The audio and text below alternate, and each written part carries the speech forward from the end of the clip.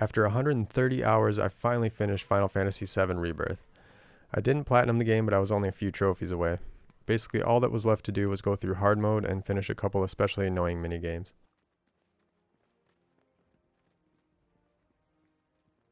Now, we all know there are two types of remakes. There's the kind that only update the graphics and maybe add some quality of life changes, and then there's the kind that do a whole lot more. It's obvious that this game falls into the latter category, which is a decision I already disagree with, but what I really don't understand is why so many people are praising such drastic changes to one of the most universally acclaimed games of all time. So let's get into it.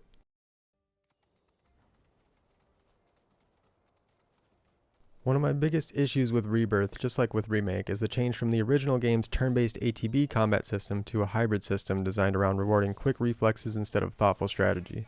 It's like the saying goes, if it ain't broke, don't fix it. And that goes double for remakes. I strongly believe a remake's purpose is to update the presentation of a game to modern standards while preserving what made that game unique so that new generations can get a glimpse into what made classic games so fun. I actually enjoyed this combat system for what it is, as well as the additions they made since Remake, like the synergy abilities, the skill tree changes, and the introduction of a dynamic difficulty, which I used the whole way through. The only thing I really disagree with is the fact that they decided to introduce a brand new combat system instead of upgrading the system that made the game what it is.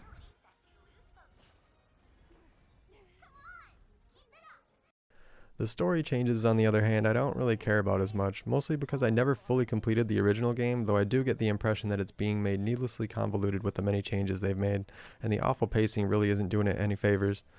Most of the time you're just following these hooded guys, doing mostly inconsequential side quests, and getting tortured by an endless stream of unbalanced minigames. You might ask, why did you keep playing all the side content if you didn't enjoy it? But how was I supposed to know? Most of them would be so bad they'd give me flashbacks of Lightning Dodger and Catcher Chocobo from Final Fantasy X. If Rebirth had half the side content, but just used that time to make the side content more fun and balanced, my opinion on the game would change dramatically.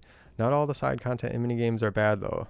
Queen's Blood, Chocobo Racing, G-Bike, and the Junon Parade were all well executed, among a few others.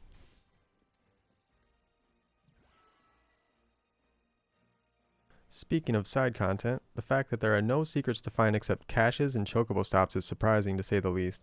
Everything else is labeled for you on the map with the help of plenty of Assassin's Creed style towers that feel unnatural and unrewarding.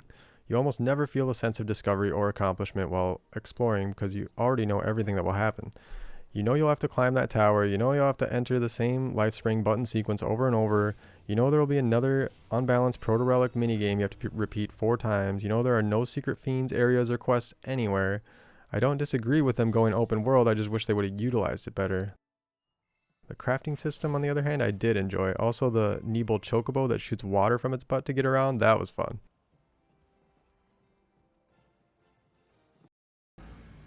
Visually, Rebirth is impressive, but it definitely isn't well optimized.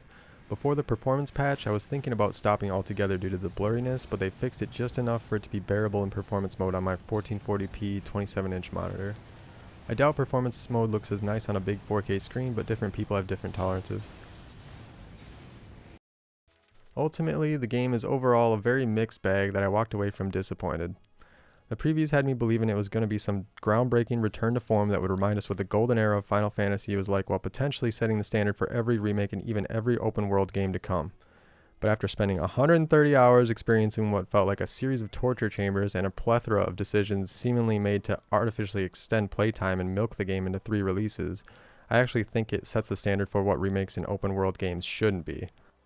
With Rebirth, it's becoming increasingly clear that everything Square Enix does is because they want Final Fantasy to be more accessible. There's nothing inherently wrong with that, but if that's the only thing they want, the series was bound to lose what made it special. If a different developer did the same thing and dropped their niche like Square Enix has done, they would be crucified for it. Imagine if From Software's next game felt more like a Devil May Cry than a Souls game, but they continue to make Souls games just as side-scrollers or AA games. That is exactly what Square Enix has done.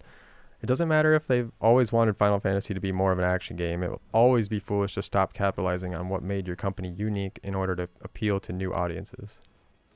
To further illustrate my point, I'll make a real-world comparison. Consider Ryu Ga Gotoku Studio, the maker of the Yakuza series. These games were known for being action brawlers, but suddenly they changed the direction of the series and started releasing turn-based RPGs as their mainline games. The big difference here is that they kept releasing the same quality AAA action games just as spin-off titles. There's absolutely no reason why Square Enix couldn't have done the same, especially considering they have exponentially more resources at their disposal for a series with much higher name recognition.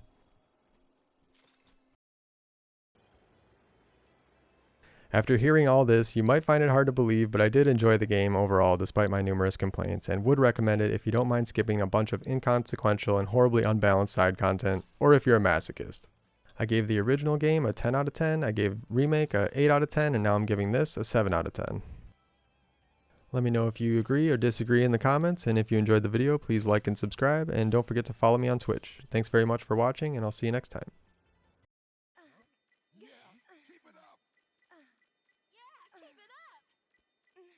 Where'd that come from? Just like that. Someone's been slacking. No, okay. Oh, I was just getting warmed up. enough.